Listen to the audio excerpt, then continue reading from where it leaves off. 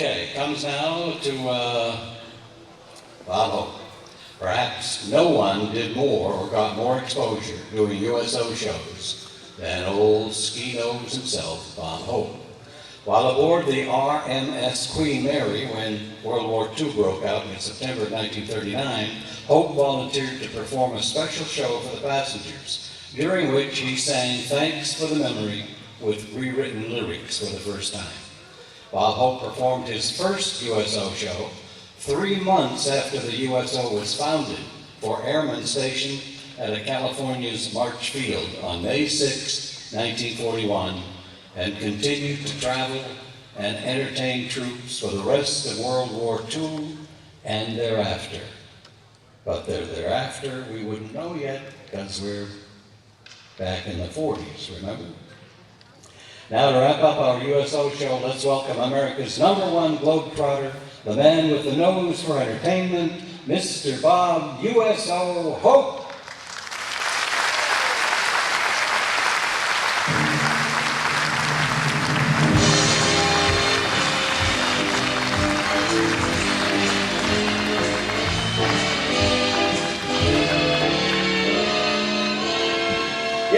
Thank you very much, everybody. It's really nice to be here. I love to do these reenactments of the old USO shows. You know, USO, a lot of people, especially the Germans, they used to call me USO Bob, and then it got shortened to just USOB. I'll tell you, the reason I'm here, a few months ago, I got a call from Andy, and I answered the phone, and he said, "Is this Bob Hope?" I said, "Yes, it is." He said, "Well, Mr. Hope, you still believe in free speech?" And I said, "Well, of course I do." He said, "Well, how'd you like to come out to Elkhart, Indiana, and give us one?" Yes, so here I am. I'll tell you, though, our MC, Alan, he mentioned about my first time entertaining the troops down at March Field, down by Riverside, California. And at that time, I was doing the Pepsi radio show, and I always used to open my shows with a little poem. And I was debating on which one of those poems to reenact tonight, so I thought I'd choose this one. It goes like this: always brush your teeth with Pepsodent. You ready for this? You'll be proud for folks to see them, and then you'll have a Pepsodent smile when you come to the Air Museum. Well, I think maybe they'd like the other one better. Always brush your teeth with Pepsodent. Your smile will have lots of class. And then as the years go by, you won't have to take them out and put them in a glass. I knew you'd like that better. Yes, but it's really nice to be here. A lot of people ask me, a little bit more about the USO. Well, as Alan was saying, in 1941 we did the March Field thing, and then in 1942 they asked me to take my band of gypsies. That's what I call Francis Langford and Jerry Colonna and Tony Romano, my guitar player. They said they wanted us to fly up to Alaska and entertain the guys up there. The Japs had just taken the Aleutian Islands. So we flew up there, and some of you guys from World War II remember there wasn't much radio contact in those days. And so we're up there, and the pilot, he's trying to spot that beacon they would shoot up through the clouds so the plane could latch onto it and follow it down to the landing strip. Well, we went round and round, and the poor pilot couldn't pick up anything on that beacon. So I went up to the cockpit and I says, "Wow," I said, "I'm pretty nervous. This is only my third time up in a plane." He said, "Well, it's my first." I said, "How come you're the only one with a parachute?" He said, "That's because they need me." Yes, I was talking to one of these veterans out here today. He said he was in the paratroopers, and he was telling me about his first jump. It was a practice jump, and they were out in California, and he jumped out of the plane, and he pulled his ripcord, but it wouldn't open, and the emergency chute wouldn't open, and he was falling, and he was about 100 feet from the ground. And he saw another guy coming up towards him, and as they passed in midair, he says, "Help, do you know anything about parachutes?" The other guy says, "No, do you know anything about gas stoves?" I think he was pulling my leg, to tell you the truth. But anyway, then in 1943, we went for the USO over to northern Africa, And when we got there, the general said, Bob, he said, we dug some little foxholes behind this little stage, and in case we get shelled during your show, you can jump in there. So the third night we got shelled. It was an attack about like we had a few minutes ago out here. And I looked around and all the foxholes were already filled, but there was a little tube under the road, so I crawled in there. And when the shelling stopped, I was coming out and I caught my ankle on a piece of sharp metal and cut it up a little bit. So right away they got a medical guy over there and he was wrapping it up. And I said, I appreciate this. You're doing a good job. Are you a doctor? He said, no. I said, you're a trained corpsman though, aren't you? And he says, no. And I said, well, when you're in the States, did you work in a hospital? He said, no. I said, then how in the hell did you ever get into this medical unit? He said, well, when I was filling out my draft papers, I had to put down my former employer, and I put down Dr. Pepper. Oh, yeah, those are the days, I'll tell you. But the USO was always so smart, and they were so careful of me, and they always kept a chicken backstage in case I needed a transfusion. You can think about that on the way home. Okay. Anyway, I'd like to do a little flying song for you right now. Maestro, if you please.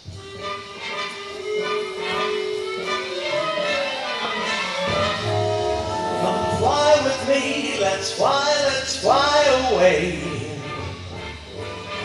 If you can use some exotic booze, there's a bar in Fallon Bay. Come fly with me, let's fly away. Come on, fly with me, take off in the blue. In Llama Land, there's a one-man band, he'll toot his flute for you. Come fly with me, let's take off in the blue. Once I get you up there, where the air is rarefied, we'll just glide, so starry-eyed. Once I get you up there, I'll be holding you so near. Baby, you can hear the angels cheer, 'cause we're together, weather-wise, it's such a lovely day. Just say the words, we'll beat the birds to Acapulco Bay. It's perfect for a flying honeymoon, they say. Come fly with me, that's okay, come fly. Pack up, let's fly. We're flying. Yes, sir. Thank you. You know, a lot of people ask me about the golf club I carry. This is a club that was given to me by people I've worked for all over the world, and as one part would wear out, I'd replace it with another. This is cocoa tiki wood from Brazil. This was given to me by the Psychiatric Association down there. They were nuts about me. And I went to Australia for 30 days for the Law Enforcement Association in Australia. They gave me this kangaroo leather for the grip. Then I came back to the States and I did 3 shows for Congress. They gave me the shaft.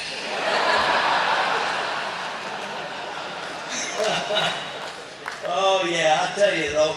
You know, people ask me if Crosby and I still play golf. Well, let me put it this way. Would you play golf with somebody that doesn't write down all their strokes? They kick the ball in the hole if you're not looking. If they lose, they lay right down on the green and cry and kick their legs and throw a temper tantrum. Would you play with anybody like that? Neither will Crosby. But we did have some wonderful, wonderful golf games together, played all over the world. Never forget one morning though, we were up in Colorado. It was a real rough course, early Sunday morning, nobody else was out there. And I let Bing tee off first. Well, he sliced the ball and went way over in the timber. I said, look, Dad, I said, there's nobody around. I'll just go over and help you find the ball. Well, we're walking along, and he grabbed me by the arm, and he said, watch it, Bob, you almost fell in that hole. I pulled the branches back, and he was right. There was a hole about 8 feet across. I said, wow, dang, I wonder how deep that thing is. things. He always has good ideas. He says, well, let's throw something down the hole. We'll listen, see how long it takes to hit bottom. So we looked around. There was an old transmission laying there. We got on each end of it, drug it over, heaved it down the hole, and all of a sudden a goat ran right between us and jumped right down the center of that hole. Well, we're just standing there, and an old fella came walking out of the woods after a while. He said, you boys happen to see my goat? I said, yeah, I think maybe we did. I said, we're standing here, and this goat ran right between us and jumped down the hole. He said, that's impossible. I had him chained to a transmission.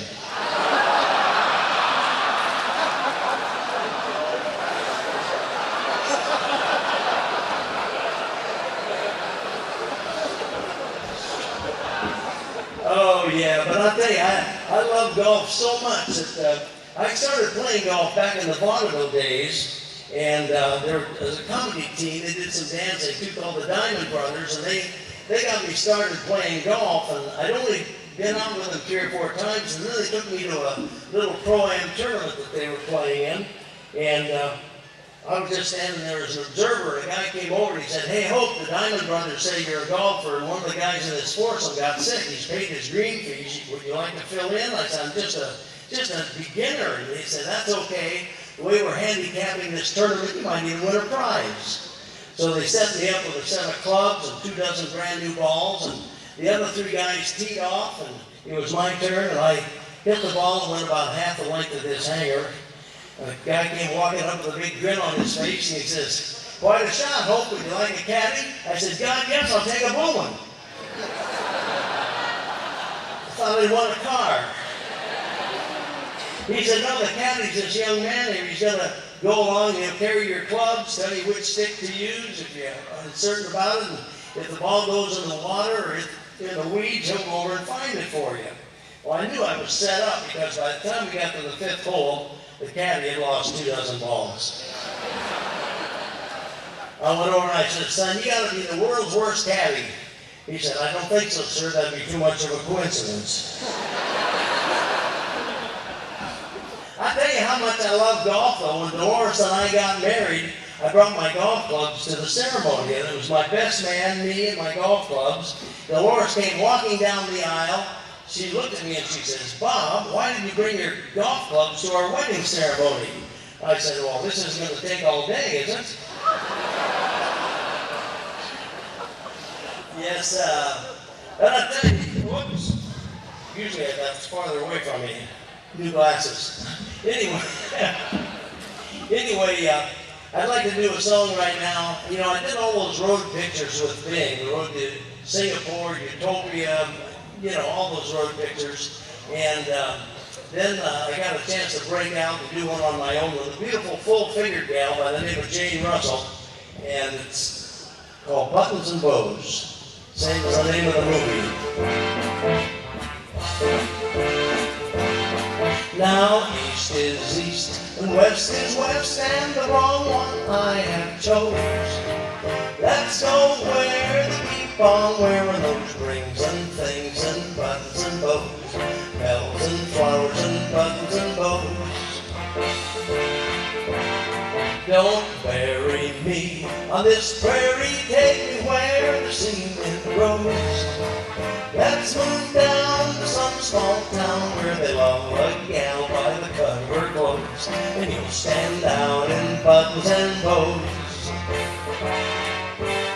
Yes, I love you in buckskin, skirts that you homespun, but I love you longer, stronger, dear, where your friends don't tote a gun. The bones seem nuts, the buckboard bounce, and the cactus hurts my toes. Let's loose where gals keep wearing those frills and flowers and linens and shows, and you'll stand out in buttons and bows. Give the eastern trimming, the women are women, and high silk hose, and peekaboo clothes, French perfume that rocks the room, and you're all mine in buttons and bows. Buttons and bows, yes I.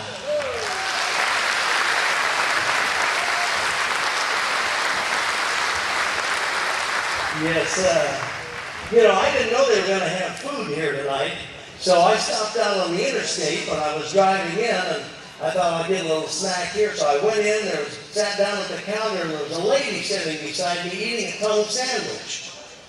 I don't know how anybody can eat anything that comes out of an animal's mouth. Personally, I like egg sandwiches.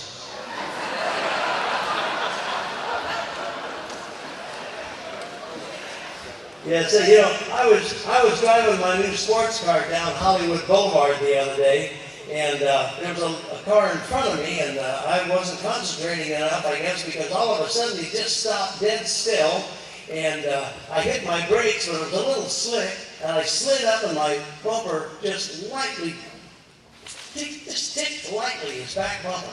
Well, the door flew open, and a little guy about this tall jumped out. And he came running back, and he was shaking his hand and screaming, and he said, "Hey, mister, I want you to know something. I'm not happy." So I looked at him, and I said, "Well, I give up. Which one are you?"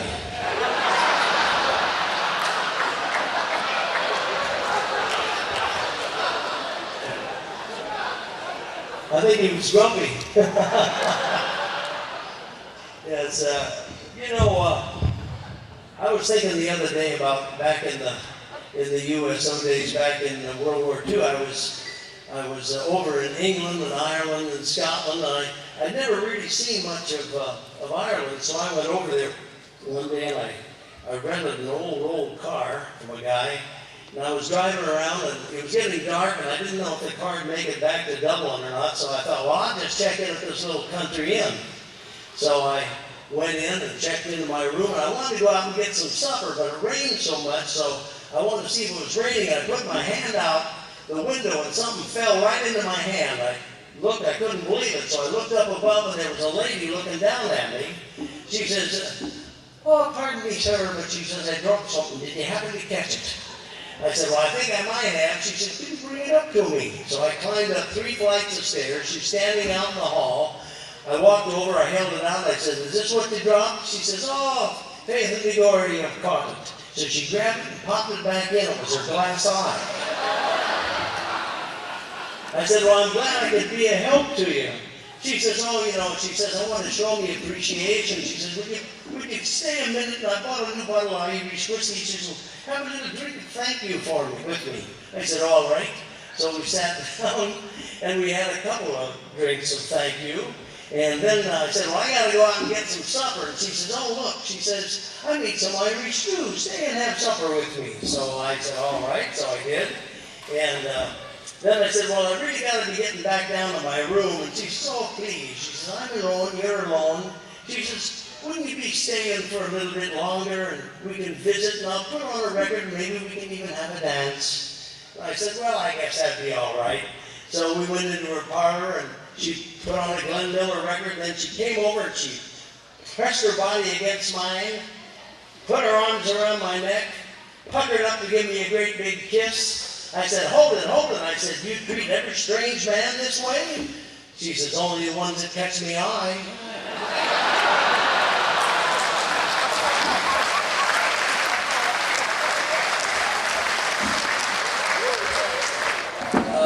I love the Irish. Actually, I was born in England, Elkhart, England, and I didn't come over here till I was 4 years old. Actually, I left England when I found out they already had a king. They said I looked cute at Ellis Island getting off the boat with my deportation papers under one arm and a teddy bear under the other. But we moved to Cleveland. That's where my dad's brother, my uncle, was already living here. So when Dad could afford it, he sent for Mom and us boys. There were seven of us boys, and those Cleveland winters, I'll never forget, they were so darn cold. If we'd complain how cold we were, Mom would just throw on another brother. You may not believe this, but I didn't know what it was like to sleep alone until I got married.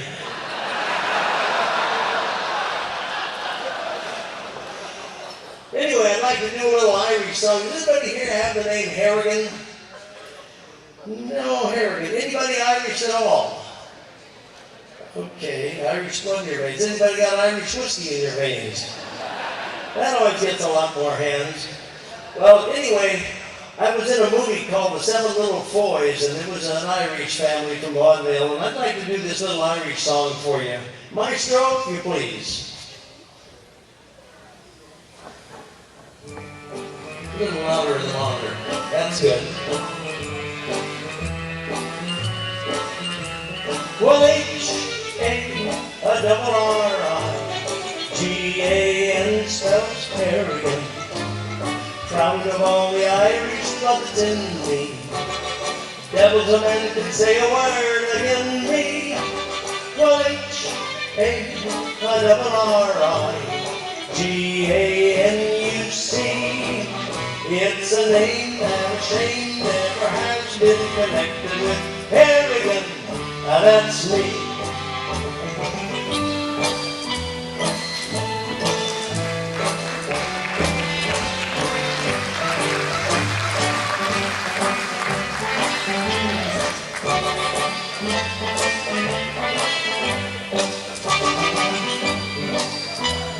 Hey!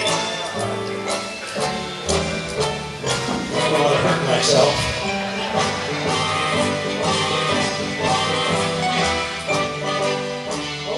You know you can say it with me. Well, H-A-double-R-I-G-A-N spells Harrigan. Proud of all the Irish blood that's in me. Devils a man can say a word against me. Well, H-A-double-R-I-G-A-N-U-C. Sure, it's a name that a shame never has been connected with Harrigan. Now that's me.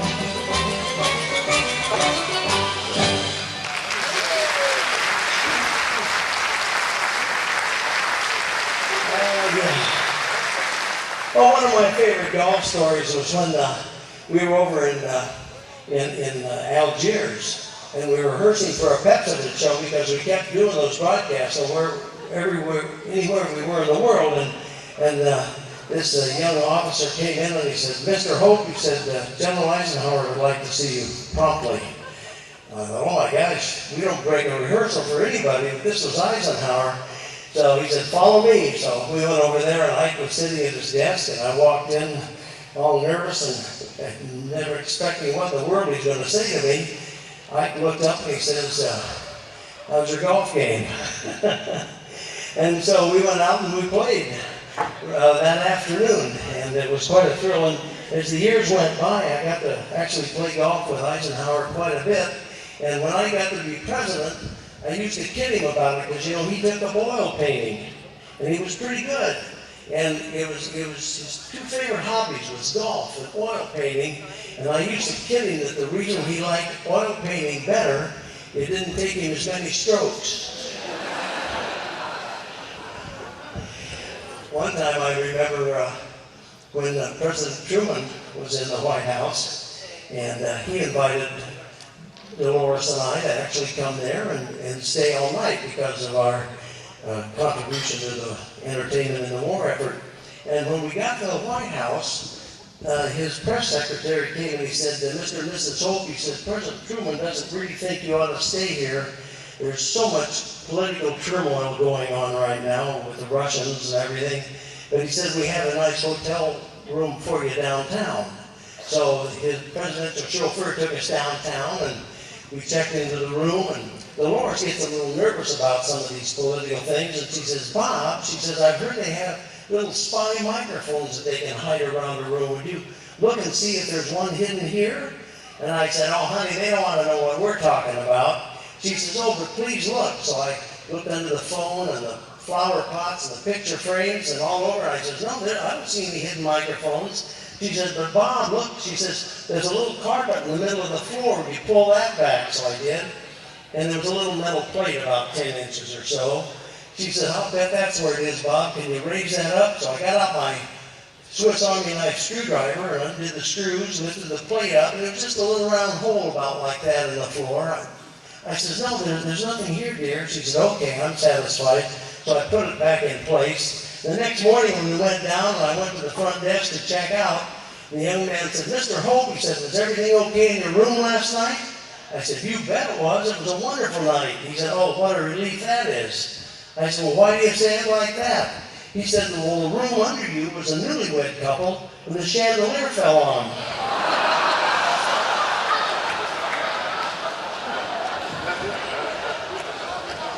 You never know, do you, huh?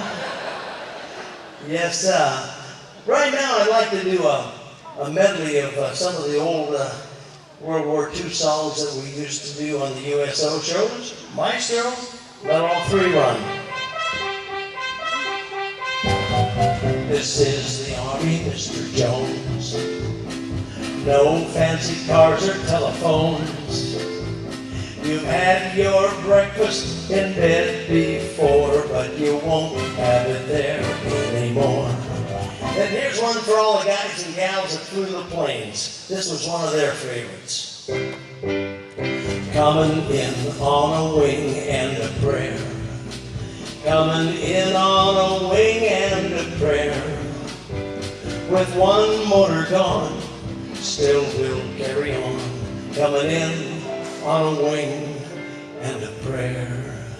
Now, Miss Betty Davis, a wonderful actress out in Hollywood, started a fad that spread all over the world among our allies and American troops. Irving B. Lynn wrote the song. It's called "I Left My Heart at the Stage Door Canteen" from the movie This Is the Army, Mr. Jones.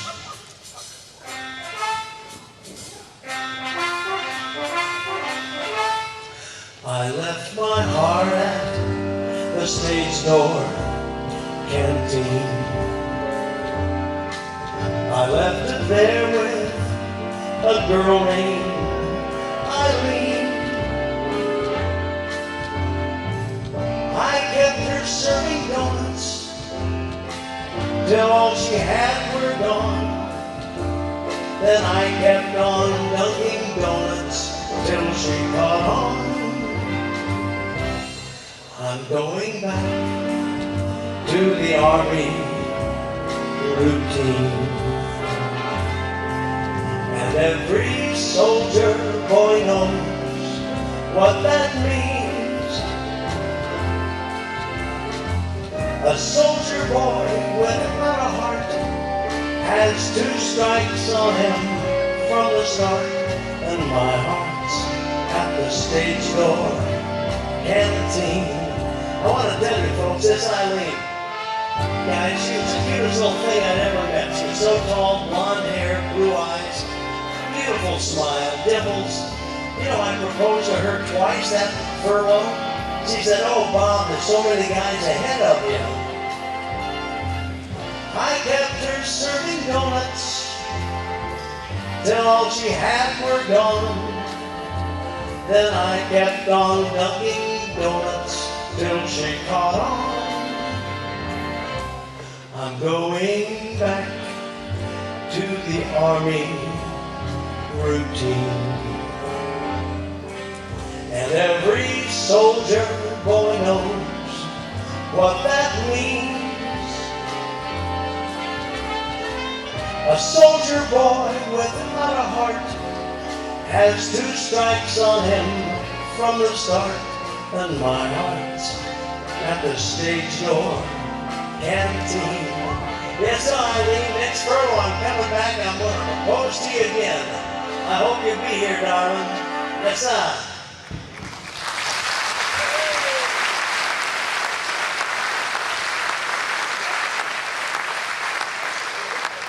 Well, right now I'd like to do something that I really like to do and dedicate this to all the veterans here in our audience. This is a narration that I found 3 or 4 years ago, and it's called "What is a Veteran?" Michael?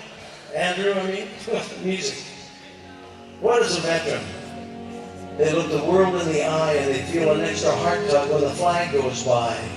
They step a little faster when listening to the beat of a military band. They're veterans. They come in all assorted sizes, men and women. They're big and small, short and tall. They're the G.I. Janes, the G.I. Joes. They're veterans. They're sailors, waves, soldiers, wax, Air Corps, Marines, Seabees, WASP, Coast Guard, and Merchant Marine. They're veterans. They have the quiet dignity of people who know the price of freedom. Their courage living on Main Street, their patriotism mowing the lawn and washing the windows on Saturday afternoons. They're the symbol of good citizenship. They're veterans. Their parents, grandparents, husbands, wives, aunts, uncles, cousins, and friends. They love peace because they know the price tag of war. They're members of history's most exclusive club. They've been there. They're veterans. They love the majesty of America's mountains, the tranquility of America's valleys. They like the bustle of American cities and the friendliness of America's small towns. They listen joyfully to the sound of America's children enjoying their playgrounds.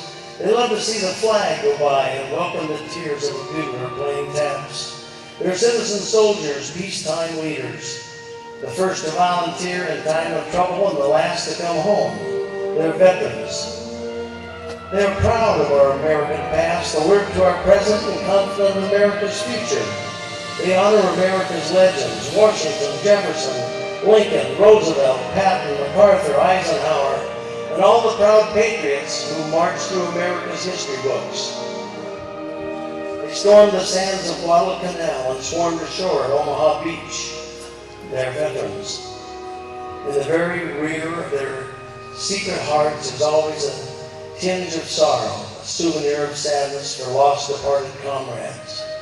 No matter how gray their hair may turn or disappear, no matter how many inches have been added to their waist, they always walk with a distinctive pride, their freedom with a purple heart. They're America's most honored citizens. They are veterans. God bless them all. Thank you.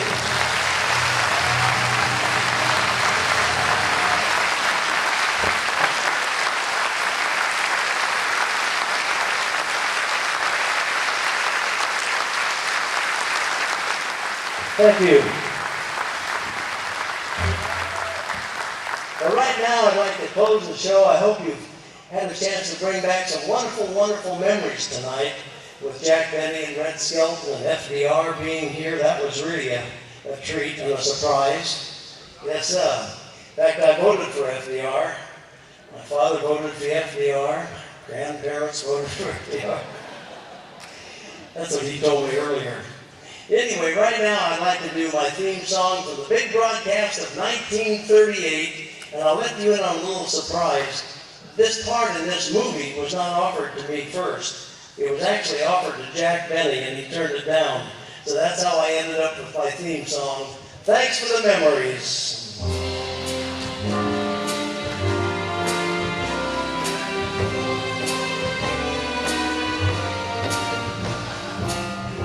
Yes, thanks for the memory, for candlelight and wine, and castles on the Rhine, the Parthenon and moments on the Hudson River line.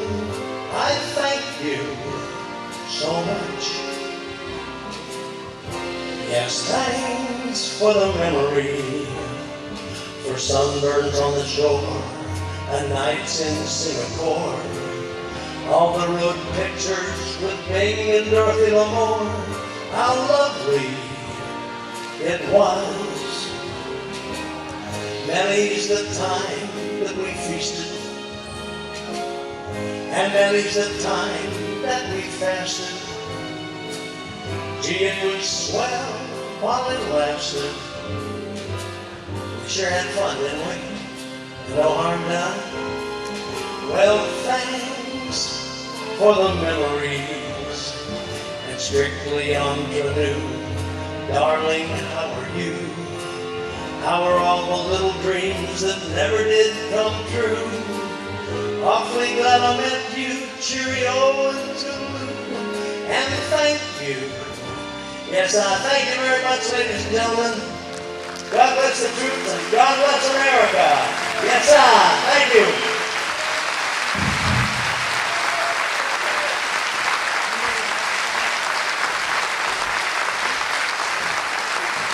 Bob Hope.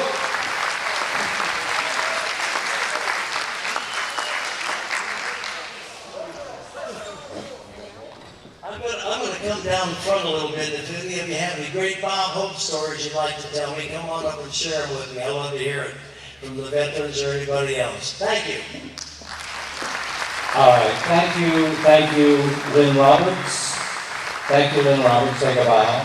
Thank you, Jack Benny, thank you, Bob Hope, and of course, thank you, Ed Skelton. Wow, pretty interesting stuff, pretty entertaining stuff, brings back a lot of memories.